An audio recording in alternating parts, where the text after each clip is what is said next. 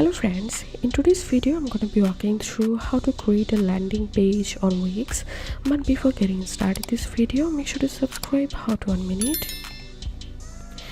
So first of all, open your site editor and now click on menus and pages, and now click on add page, and from this left hand side menu select landing page, and now here you will get some sample of landing page. You can select any of them to create your own landing page.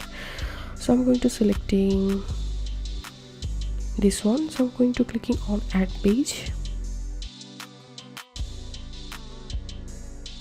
and here you can see the landing page has been successfully added to my Wix website.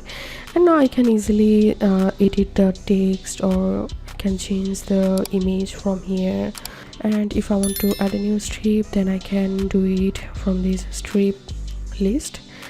And this is how we can add a new landing page to Wix website. If you have any questions, feel free to post in description. If you think to see more WordPress videos, please check the links in descriptions. If this video helped you, give a thumbs up and please consider subscribe. How to 1 minute. Thank you for watching.